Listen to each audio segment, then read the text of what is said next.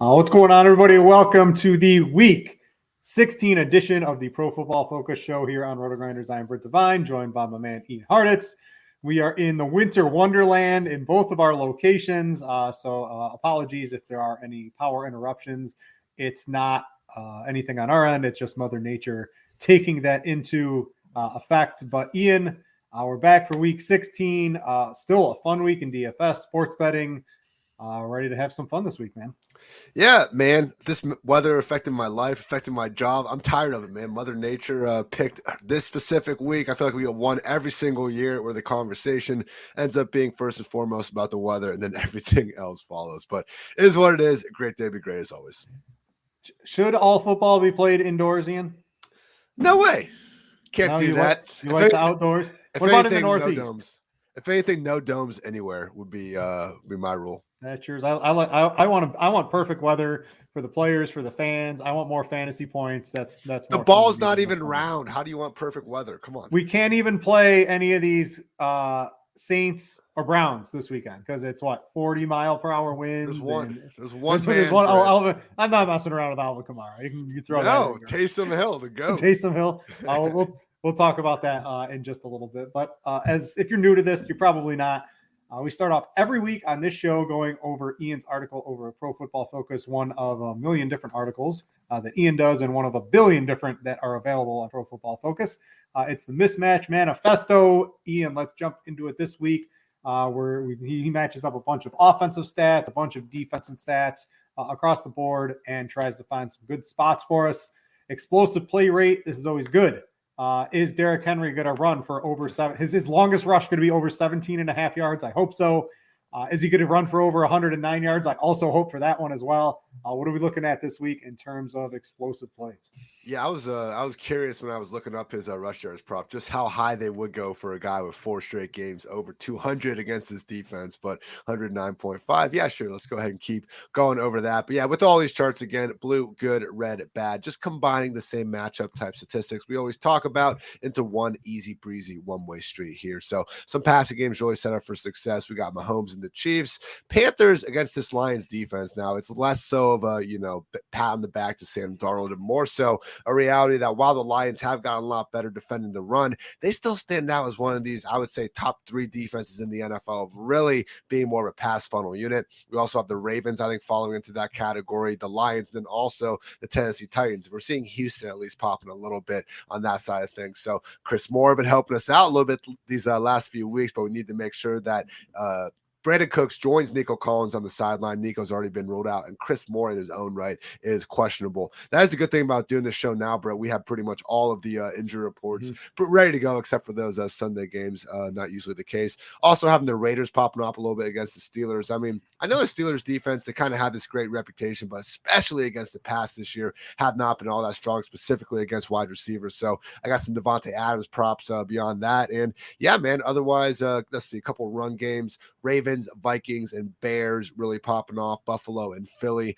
not looking too shabby as well. The Baltimore one is interesting because I do have a Dobbins prop to talk about later, and it is looking like an awesome matchup for the Ravens, both in terms of explosive run play rate and yards before contact, before carry, that we'll get to in a minute. I just wish we could guarantee more than 13 to 15 carries for the dude out there. So I'm not quite so sure, what Dobbins, massive ceiling is with the current workload he's got, but at a minimum, should expect him and the rest of those Ravens running backs to have some efficient days at the office. I know you like Adams. We'll talk about that in a bit. I was eyeing Cars at 217.5 passing yards. You like that one? Yeah, man. Sounds good to me there. Again, this Raiders team got Renfro, especially now with Renfro and Waller back for Carr. That's a good call. Yeah, that's another one. So I couldn't, when you posted the Adams line, I couldn't actually believe it was that low. So right. I'll definitely have to jump on that one. Let's see. I'm looking at Kevin Ross, always awesome NFL weather breakdown on RotoGrinders.com. And yeah, temperature around 10 degrees with 10 to 15 miles per hour. So not great. That's great weather this weekend. Exactly. It's a yellow. If I'm not seeing an orange or a red, man, I'm not overly concerned about it, Yeah. And as a note, if you guys listen to any shows, you'd have to have your head under a rock to not realize pretty much every game has some sort of cold, wind, rain, snow. There are some plays in domes you can get accustomed to this week, but other than that, I just do know it is a weather week. All right, let's go to pace. Looks like one game really standing out, Philadelphia at Dallas. I want your take on this. do they continue, right, without Jalen Hurts? Can Gardner Minshew keep the Philadelphia offense? It looks like they're the fastest in the league here. Can they keep up the pace of play, or do you expect that to take a tick back with him in the reins?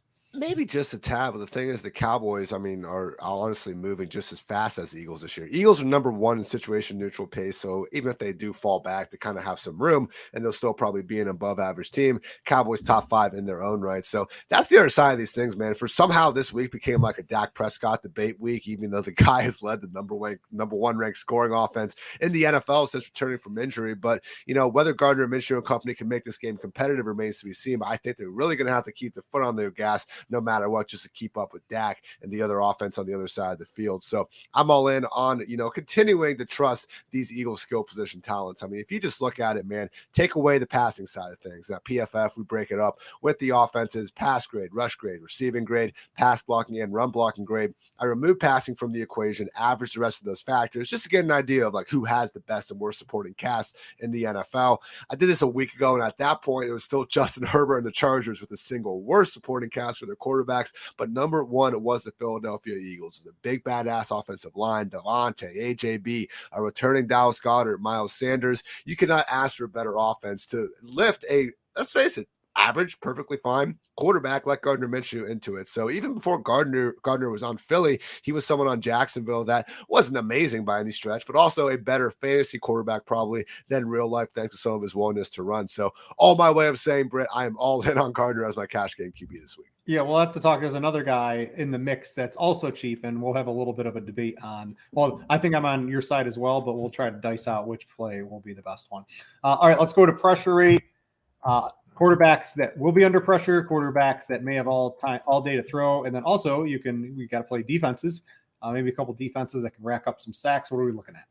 Yeah, Malik Willis, Kirk Cousins kind of standing there. But honestly, the way the Titans and Minnesota Vikings pass games work, they just kind of lend itself to a little more pressure. So I will have some thoughts on Malik a little bit later as a GPP option, because the one difference here, Britt, with Tannehill tentatively expected to miss the rest of the season here with this injury, I don't know if the Titans can really play Malik the same way they did back in week 7, week 8. Like at this point, you got to start trying to build some confidence in the guy and build an offense that can actually maybe go win you a playoff game, because that is still the position that they're looking at. It's going to come down to that Jaguars game next week, probably for a division. And I just don't think you can have Malik Willis going out there and only throwing the ball 8 to 10 times a game and expect to, be winning, aside from times where Henry can put the team on his back. So that's always a possibility. But against this Houston team, wouldn't mind being a week ahead of what could be a nice boom at some point from a dual threat guy like Malik Willis. So we'll see what happens there. Guys that should have all day to throw, though, Kenny Pickett against that Raiders team. Again, not great weather anywhere. So if we were going to pick a game with a couple bad defenses and with some offenses that haven't been the most consistent, but we do have some, dudes on both sides of the ball, that Raiders Steelers matchup is standing out to me.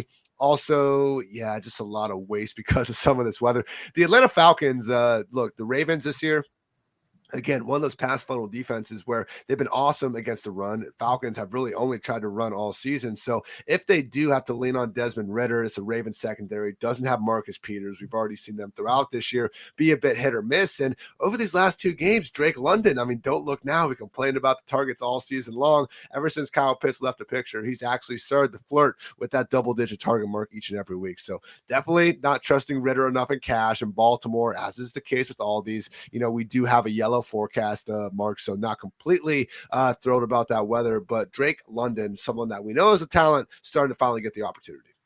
All right, let's go down in the article just a little bit more. We'll look at yards before contact. Let's see here. It doesn't look like Derrick Henry has the best matchup. Not too concerned about that in DFS. Your boy J.K. Dobbins looking pretty juicy for his matchup. What else is standing out to you from this metric? Yeah, I mean, the Titans, look, we kind of see with Henry, it's 2 yards, 3 yards, 3 yards, 4 yards, 60 yards. So I don't think it's going to be the biggest problem when we know we're getting 20-plus carries for the guy. On the other side of the ball, though, with the Texans, I mean, good thing for Dameon Pierce. He's not going to have to be unleashed against this absolutely ferocious Titans front 7. Again, we'll see if that forces Houston to throw the ball a little bit more than usual in that one. But as we saw in the explosive run play charts as well, Ravens set up awfully well. And also the Bills, man, this is another matchup where we probably should be expecting it to be a run-heavy affair with all those windy conditions going on in Buffalo. And as much as James Cook has been a factor, last week it did swing right back into Devin Singletary's favor. So Josh Allen's an interesting play if you just want to really rely on his ability to run the football, but don't sleep on Devin Singletary, even to a lesser extent, James Cook in tournaments, because I think both these guys could be in the sort of matchup they warrant 15 plus touches, and the matchup is there to certainly take the most advantage of that. Final note would be Miles Sanders and the Eagles, probably, because, hey, if you don't have Jalen Hurts, you're going to be changing things up.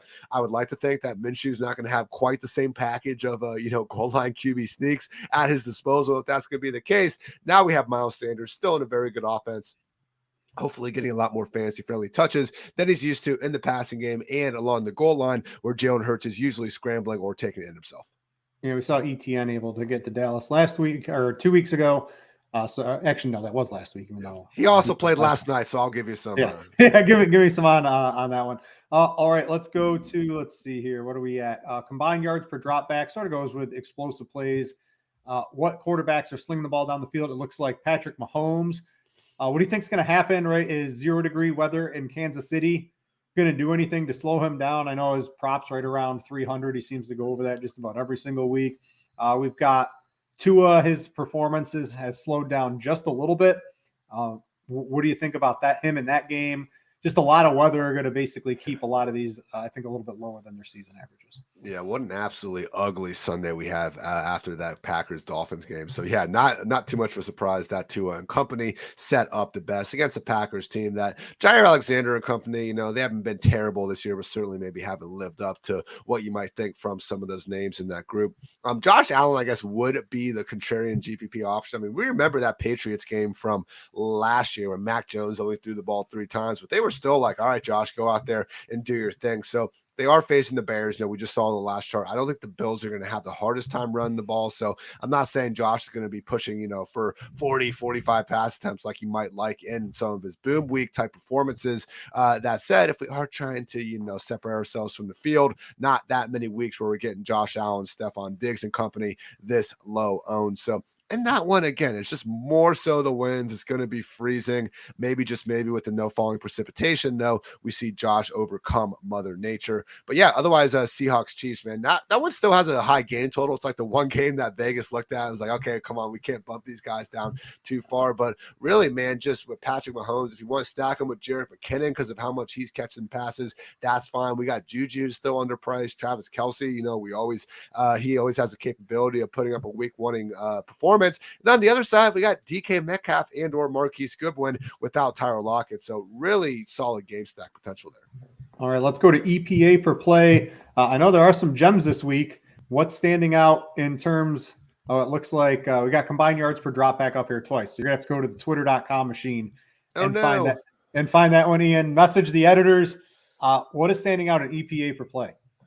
Love my editors, but yeah, we'll get that fixed. With the EPA, yeah, money line underdogs that actually do have the superior EPA per play offensive advantage. We got the Giants at +4.5 against the Vikings, which surprised me, but I think goes to show you just when you hear the point differential stats, the one-score games with the Vikings, they really have not been as dominant as their record indicates. Now, I'm not completely thrilled with having to back Daniel Jones and company because we've seen them be inconsistent in their own right, but at a minimum, that 4.5 line, I think probably a little bit too wide. Also, Eagles 5.5. Hey, man, you take away Jalen Hurts and it is going to drop 3-4 points. Was that too much, though, considering all that other offensive firepower? We shall see. And also the Raiders +2.5. That'd be the only other one. Like, I don't think Kenny Pickett and this team deserve to be favored against pretty much anyone. I don't see the Raiders getting too many more wins in the style they did last week. But at the same time, we've seen way more highs out of that team, specifically the offense, even, as recently as 4-6 weeks ago. All right, that's going to wrap it up. I did find it. I am a true professional for everybody on the stream. Let's go wrap this up, Ian. We'll get into some sports bets. If you want to check out Ian's article in more depth or anything else Ian writes or any of the other millions of articles on PFF, including player grades, defensive stuff versus offensive line. There's all, I mean, you can just get so in the weeds, and a lot of it's very relevant information for both sports betting and DFS. You can get yourself a PFF subscription, and I believe it is relatively cheap for the amount of information you're able to get out of that. I know I use it just about every single week. All right, let's jump into bets. We'll start with our spreads, parlays, teasers, all this sorts of fun stuff before we get into the props. The props I'm having a really great season on, and I'm back to above 500 now on this portion of the show where we talk some spreads and things like that. I'm going to go with mine. I don't know what you're looking at this week. So I've got a couple. I got a 2-team. Well, this one's on PointsBet. So if you have the access, I'm sure you can do it on some of the other sites as well. Basically, you're just picking different over-unders, different spreads and things like that. And I put 3 of them together this week.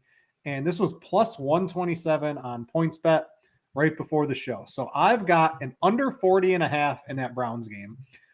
Ian, after what I saw with that Jets, I know it's the Jets offense, right? But what I saw from the Jets Jaguars in reasonably bad conditions, there's no way the Browns or Saints offense is going to score more than 40 points. I think the over-under is 42.5. So I got it at 40.5. The other 2 bets. That's not 40. It's like 32.5, man. That's what I saw. Yeah. So, well, I teased it, right? So it's my bad. I missed that. Okay. Yeah, you're just picking all these spreads and putting them all together to get a plus money bet. The other one is Seattle plus 17.5. And this one's just pretty simple. One, Kansas City this year at home. I think they've won close to every game, but they're pretty bad at covering the spread. And in this year's NFL, no team deserves to be plus 17.5. Like it's literally a laughable line. So if I'm able to get that, I haven't bet Seattle yet straight up at plus 10, but I think that might make it into my repertoire. That's just too much in my opinion. But to get them, teasing them past 17.5 looks pretty good. And then the 49ers money line, you add that to it. So you put all 3 of those together. That was plus 127. If you spend a minute or two on FanDuel or DraftKings or whatever, I'm sure you can come up with this bet as well, picking different spreads as a parlay. I know DraftKings has a bunch of different boosts this week. If you have access to this, you can really juice this line in your favor. But just a normal bet, that was plus 127 on PointsBet. And then the other one I'm looking at, it's another one. I'm sticking with that Seattle plus 17.5. I just think that is too good to be true to be able to get that in a bunch of lines. And then the other bet I'm tacking onto that to get to a minus 110 is the 49ers minus 2.5. Getting them under a field goal. I just think they're way too good on offense. They're way too good on defense against Washington, who, I mean, they couldn't even keep pace with the Giants. And the Giants are, a truly horrible. I don't know if they're a truly horrible offense. They're well coached, but if they can't beat the Giants or even play a competitive game against them, how are they going to keep this close against the 49ers, who look to be on their way to a serious playoff run? I don't care who is at quarterback for them. This is a quarterback-proof offense. And if they had – imagine if they didn't pick Trey Lance, if they picked someone else or a different quarterback or something, they just played a little bit differently, and they didn't pay all that draft capital to get Trey Lance, this team would be loaded beyond everything if they didn't do all that. So just a crazy thing. I still think it's too good. Minus 2.5 with Seattle plus 17.5. That's it's a minus 110 bet. So that's just like betting a regular spread. Parlay those 2 together. These are the 2 bets I got, and I'm really, really considering just Seattle straight up a plus 10. I think that's too high of a line considering how good Geno Smith's been playing. Kenneth Walker's back.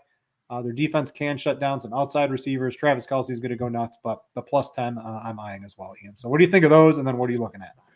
Yeah, I know your point on Trey Lance, but on the other side of things, what if you dropped a really highly mobile quarterback with a rocket launcher for an arm into the Shanahan offense? That's kind of what they were shooting for on that. So, hey, whether or not he would have, emerged already as this pro-ready enough type talent, we can debate that all day. But, hey, just one of those things.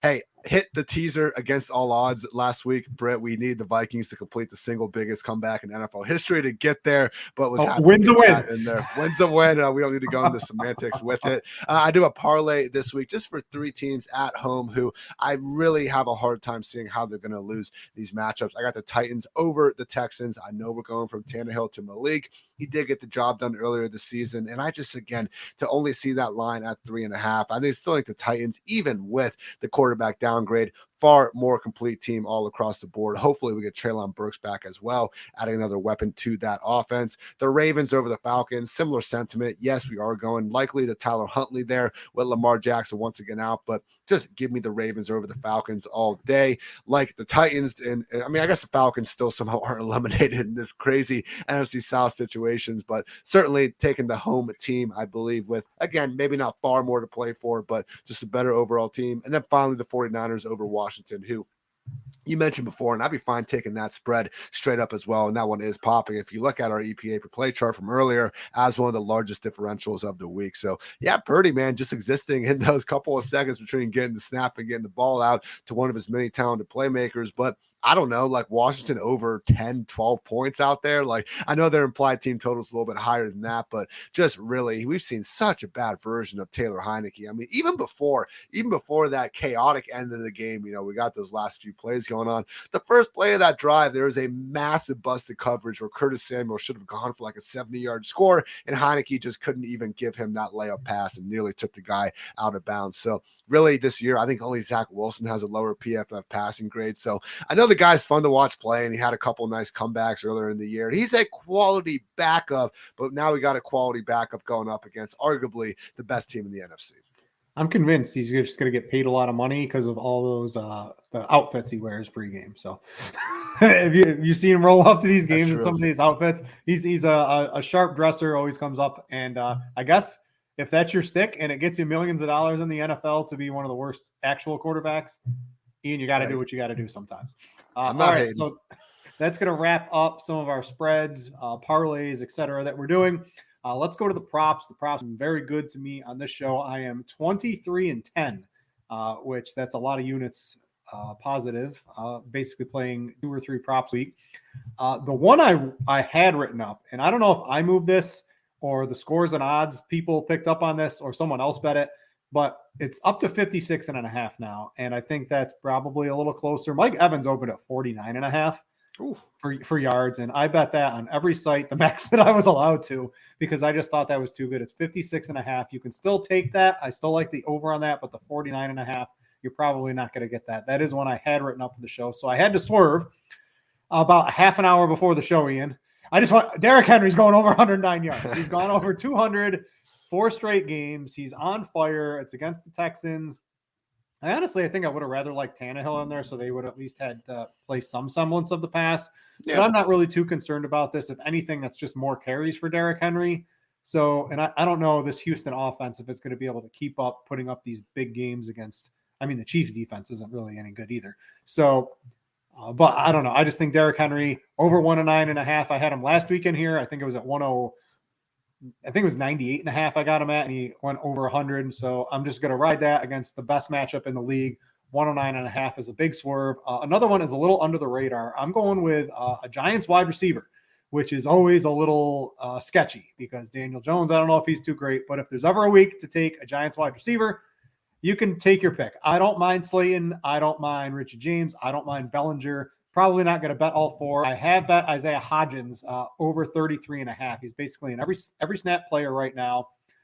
And the Giants passing attack gets to play in a dome, right? So there's no weather this week.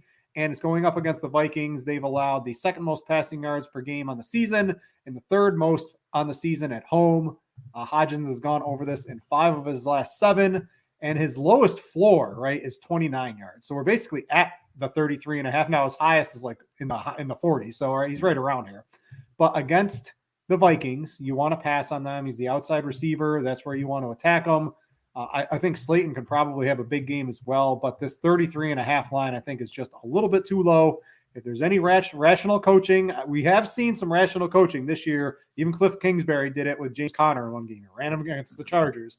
I think Brian Daboll is a rational coach. Maybe he tries to let it fly a little bit. This 33.5 line is just too low.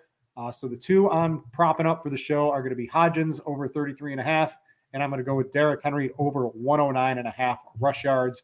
Do you like those 2, Ian? No, that sounds pretty good to me, man. I know we're both a little bit more probably willing to bet overs than we should with these, but hey, when you're 23-10 on the That's year, why I picked the dome games. I'm not very messing good. around with weather, and Derrick Henry, he's going over, so that's just a free square. Hey, I am down. So I got 3 this week. I'm also riding some over trains here. And again, the most success I found with these is when you can find a line that just seems to have been thrown out there based on their season long average. And then if we have a realistic reason to believe their workload or their efficiency with the weather or matchup is going to give them, a nice boost ahead of that. So first of all, J.K. Dobbins over 59.5 rushing yards at DraftKings. I mean, we went through with the mismatch manifesto charts. I mean, the Ravens are basically set up at the line of scrimmage better than anyone this week to run the ball based on their offensive line versus defensive line that they should be seeing. And with Dobbins this year, I mean, his average is 61.3. So I really think that over under was set more so versus the season long average, not what we've seen since he returned from injury, ripping off these 120 and 125 yard performances over the past 2 weeks. So brought it up before. I don't love that we might have to get this on only, 15 or so carries, but then again, you have Huntley questionable in his own right, Lamar out again. I mean, they might just realize that Dobbins, who my eye test told me looked way healthier last week, even than he did in that initial game he had against the Steelers, could be set for an even bigger workload here moving forward. So just 59.5 rushing yards, man. I am all in on that.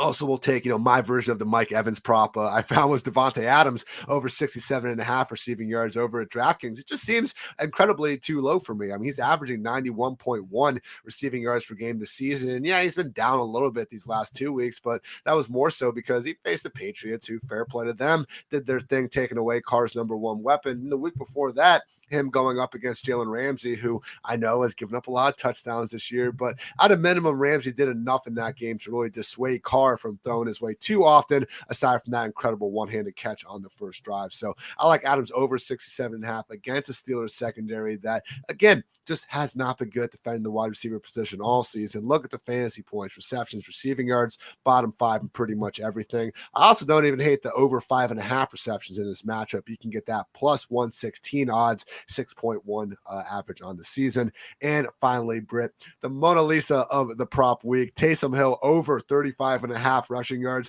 Again, this seems like a situation where this line was set because his season average rushing per game is 34.5 rushing yards. So you add an extra 1 because it's a bad weather game and all that. But it's not just a bad weather game. This seems like the worst weather game that we're going to see likely the rest of the season. So Nick Underhill, who does a fantastic job covering the Saints and always has a New Orleans football, I believe is the name of his site. If not, just go check him out on Twitter. But he was even saying, like, even though the Saints aren't going to give out their strategy before the game or anything, but he wouldn't be surprised at all given the weather, given the fact that Chris Olave and Jarvis Landry are also sidelined and going to be missing this game, that we could see much more of a full-time Taysom Hill under center than we've seen virtually all season long. So they've already been increasing his snaps. I mean, 5 straight games now with over 40% of the offensive snaps before he wasn't even reaching that mark once, I believe, in the first 8-9 weeks of the season. So again, against the Browns defense that we've seen really struggle against the run and just not be good overall for most of the season,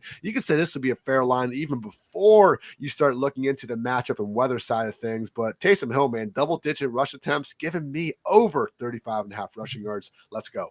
All right, so I got all 3 of these in except the Taysom. What? So the Taysom, well, it's up to minus 150, minus 160. I thought I saw it somewhere else. Hold on.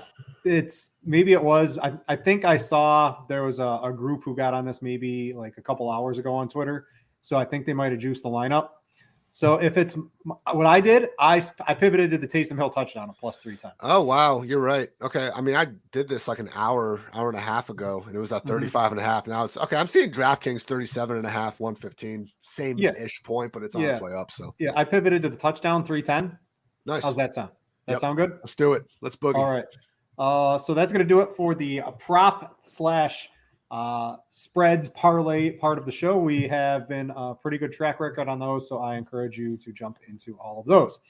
All right, DFS quarterback this week. We've got 2 cheap quarterbacks, at least from the cast discussion. Gardner Minshew is the one I think most people are going to play. He's 4,800 on DraftKings, 6,100 on FanDuel. Danny Nichols, I'm downgrading him from Danny Dimes. So he's Danny Nichols. he's, I was looking at the RotoGrinders projections. I was looking at the Blitz projections. I think RotoGrinders and Mr. Cardi know what they're talking about. Both of their optimals currently on a Friday, right? So we're 1 day away from these games playing. They're tossing in Danny Dimes. And I don't know. Do you want the quarterback who has the great matchup in a dome with very questionable weapons? Or do you want, I think Gardner Minshew is a very capable NFL quarterback, a player with all the weapons going up against Dallas. And Dallas defense has taken some hits, lots of injuries recently. So, and he's what, 5,400, 5,600 on DraftKings? I think I'm going to go with Minshew personally. Can you see where maybe Danny Dimes gets in there from the Giants?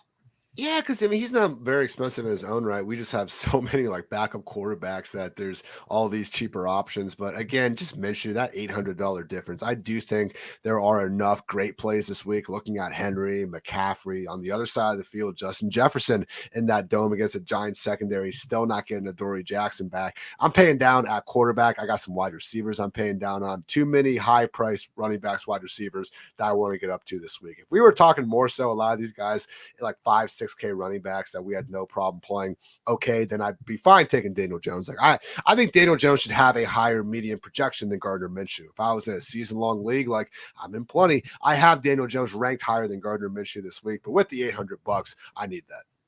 All right. What about from tournaments? Two guys I'm looking at least in terms of projected ownership, 24 hours before games kick off.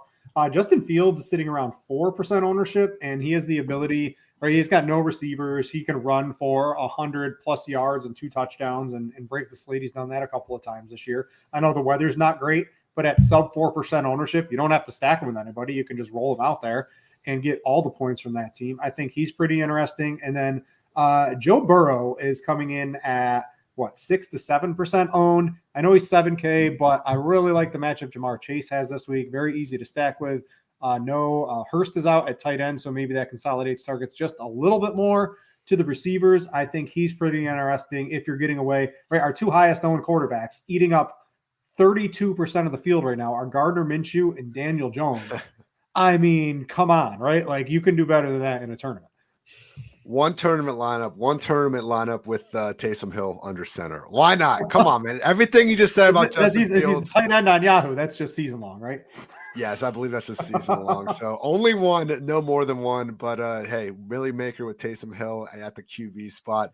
A man can dream. Because think about it, man. What if, that game's, I think it's at 1:00, but like, it wouldn't be the craziest thing, I feel like, if we get a pregame report, like, oh, we're going to see a big roll. Like, Schefter's going to tell us at 1 a.m. Taysom Hill's got a big roll today.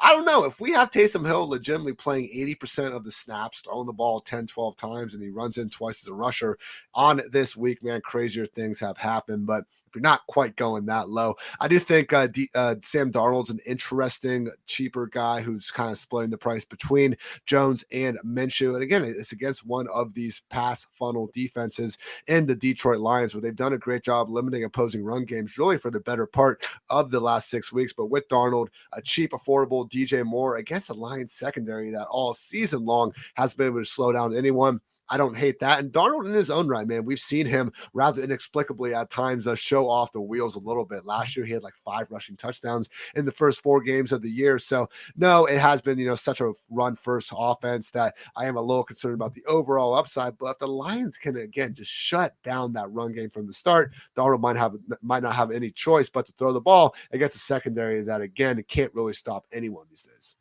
All right, let's go to the running back position. And I'm going to ask you to pick between 2 elite options. I know we can play both of them, but I want to know if people are struggling between one or the other. Christian McCaffrey is 8,800 on DraftKings.com. Derrick Henry is 8,600 on DraftKings.com. Gun to your head, you got to play one of them. Who is it this week? I think on DraftKings, we still have to go McCaffrey. And you're right. We can't play both of them. I want to play both of them on cash. And I've, devised this scheme to get that figured out. So I am fine with Team Jam them in, Le'Veon Bell, David Johnson, throwback. Let's just go get the 2 highest guys out there and throw them in that lineup. But with McCaffrey, man, like without Elijah Mitchell, we've actually seen Shanahan be willing to give him that 90% plus snap roll. And that's what made him, obviously such a fantasy darling over the years. in Carolina. So no Deebo Samuel still, no Elijah Mitchell. I mean, McCaffrey is getting that role that made him arguably, and I think still is, number one all time in fantasy points per game at the running back position, and the best offense of his career when it starts coming down to the scheme and the just capabilities of having an actual play caller worthy of getting the ball into his hands. So McCaffrey, I give a slight edge to him in full PPR. We'll talk about half or standard, then I'd probably go Henry. All right. So then other than that, we all know the lore of Derrick Henry late season. Derrick Henry against the Texans, 200 plus yards in 4 straight games. So we've got that covered. What are we doing? Oh, the other one I wanted to ask you. Would you rather have either one of those or Justin Jefferson this week? Yeah, I was looking at that earlier. That's what's tough. My salary constraints were enough that I couldn't quite spare that extra 500 to go to Jefferson. I'm fine going with the running backs, slightly ahead of JJ, as good as that dude has been lately. All right, so who's the third running back? Because there's a couple. There's not that cheap.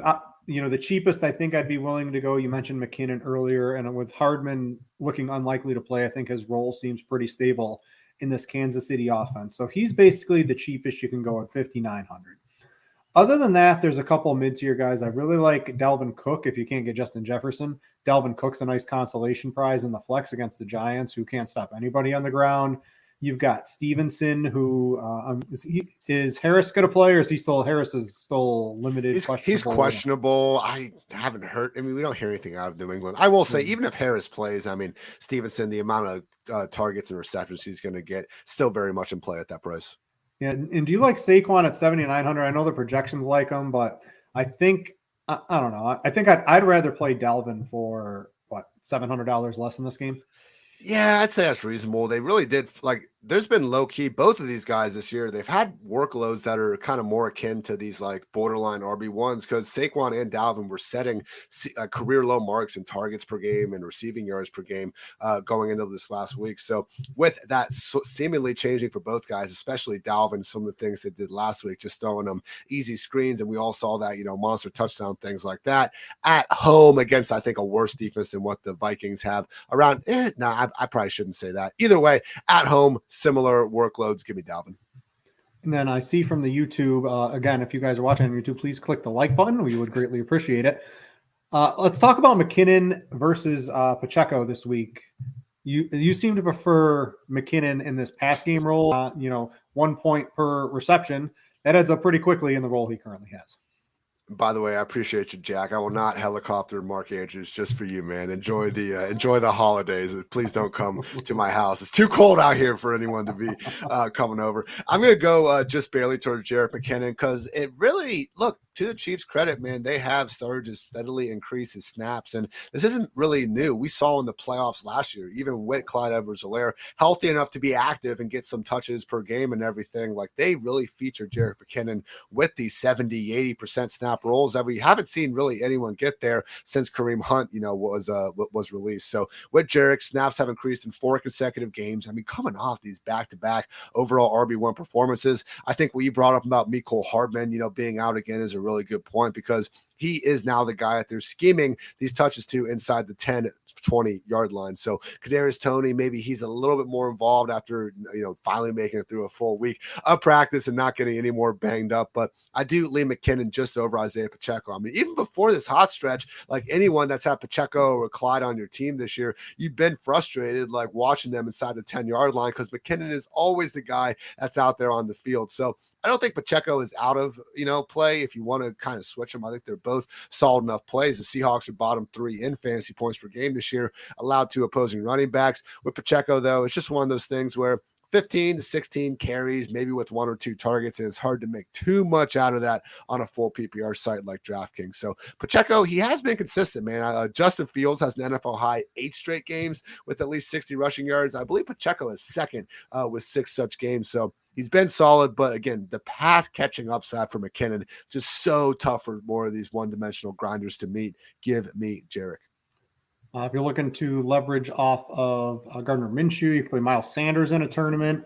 I know you like J.K. Dobbins from the sports betting perspective. He's 5,800. Does he set up as a swerve for maybe McKinnon, who looks to be about double the ownership right now of Dobbins?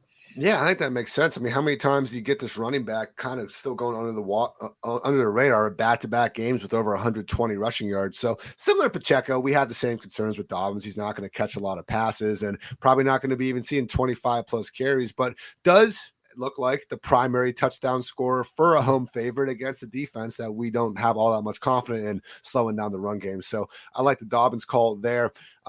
Yeah, man, I think that's probably about it here. I don't see a ton of cheap. Again, I really want to pay up at the position more than anything this week. I know there's been a lot of talk about Chuba versus Deontay Foreman. Like, I think the answer is just no. Like, please don't play either of those guys if you can at all help it. I thought the Miles Sanders call was interesting. And probably the final point would be Kenneth Walker. He's got that questionable tag, which I think we generally see that drive down a player's ownership, whether they're going to be playing or not. And in his case, Pete Carroll has already come out and said that all the questionable guys are expected to play. So with Kenneth over there, that I guess that is a rare 1 o'clock game in Kansas City, but is what it is. His route rate last week, I mean, we actually saw him save that day with that check down that he kind of turned into a 35 yard gain. I mean, he actually ran a route on a higher percentage of Geno's dropbacks than Austin Eckler did last week on Justin Herbert. So I know we had questions coming into this year. Can Walker catch the ball? Because he wasn't really used that way at Michigan State, but he's looked fine at doing it this year. And the Seahawks slowly but surely, especially,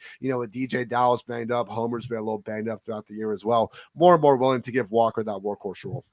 All right, let's go to the wide receiver portion of DFS. And I guess it's how many crappy cheap wide receivers can you, if we want to play CMC, we want to play Derrick Henry, and we want to play a Dalvin Cook or Justin Jefferson, you got to throw in a couple of 3K, 4K crappers in here. So I already mentioned from the sports betting perspective, I like Hodgins from the Giants. You've also got who's a Richie James in there at 3,900. Hodgins is 41. I think I'm on Hodgins at 41 over James at 39. You've got Slayton's a little, what is he, 5,200. So I like probably one of those Giants wide receivers. I've made like lineups where you could play 3 Giants wide receivers. So like you throw in Bellinger in there, and you could, if you want Saquon in there too, like Saquon fits into some builds and people are going to play him. Like, how it gets crazy. And imagine if you play Daniel Jones with that. There's a lot of ways that can go. Just go all Giants. Well, there's no way. Matt Breida and the RB2. So, like, how many? I think one Giants player is enough for me for a cash game, whether it's if Daniel Jones or one of the receivers. You've got pick a cheap Patriots wide receiver, Jacoby Myers. If negative passing yards counts and interceptions counted positively for wide receivers, he would have done great last week. But unfortunately, those do not. But he should get some volume this week in a game where I think they're going to be trailing. I like the Bengals to rock the Patriots this week. I haven't bet on the Bengals yet, but that's another one I'm sort of eyeing right now. I know you like Nelson Aguilar for targets. The production hasn't really been there, but he's cheap. You can throw in a couple other cheap wide receivers. And then you've got, and the spends, you've got what, DK Metcalf in that mid-high tier, and then the ultimate high tier, Justin Jefferson. If you've got some money to spend, that's basically where I'm leaning from my cash game perspective. Is that how you're sort of filling out your lineups right now? Yeah, Metcalf without Lockett. And then even Marquise Goodwin, the next most trustworthy guy there, he's questionable with, I think, a wrist and ankle ailment in his own right. So Metcalf is the guy that I'm willing to pay up for. Going down, I think you mentioned a lot of the possibilities, with those New York Giants wide receivers. Chris Moore is still someone to keep an eye on if he is healthy enough to suit up. And we also see Brandon Cooks join Nico Collins on the sideline. All of a sudden, we have him in a quality matchup against that Titans pass funnel defense I've mentioned like 6 times already today, so I'll be done with that one. And then Nelson Aguilar at 3.3K is the very cheapest we can go. Break out your dropping babies, gifs and memes all you want. At this point, he has 8, 3, 10, and 6 targets over his last 4 games. He's made some plays out there, man. Like Nelson Aguilar, no, he's probably not ever gonna and hasn't lived up to that first round, draft value back in the day. That said, still someone that we've seen with the Eagles for at least a year during their Super Bowl run, with the Raiders before he got to New England, and even a game or two along the way with the Patriots where he has been an explosive after the catch receiver who they are willing to throw the ball to deep. And in New England, man, we already have Devontae Parker ruled out with the concussion. I think Jacoby's just fine playing through the shoulder injury, but we also had Tyquan Thornton, a late addition to the injury report with a knee injury, and he seems to be legit questionable. So I know Kendrick Bourne was the guy that a lot of people in fantasy were hoping was going to be a thing. He had the really high yards per out run rate last year and things, but the New England Patriots and Matt Patricia, even if you don't think much of the guy, do seem to think of Nelson Aguilar as their number one receiver with all these other injuries going on. So even Jacoby last week, man, like they're keeping him off the field a lot more than these other guys because of his status as a slot, and they want to use a lot more two tight end sets. So Aguilar is the guy that's going to help us get up to a bunch more of these running backs that we really want to spend some money on. From tournaments, my favorite leverage play of the week was probably Brandon Ayuk. You get some CMC leverage on that, and everyone's expecting CMC to have a big game.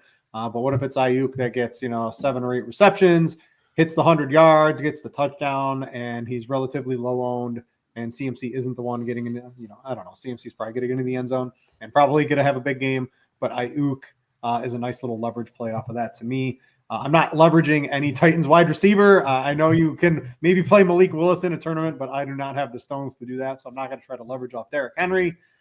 If it's not Justin Jefferson, is it Adam Thielen? Is it the Osborne show again? What's going on there if we're looking for an ownership off of that? And then DK Metcalf projected to be the highest owned wide receiver of the week. Are we playing a Marquise Goodwin? Are we playing a Noah Fant to try to get around that?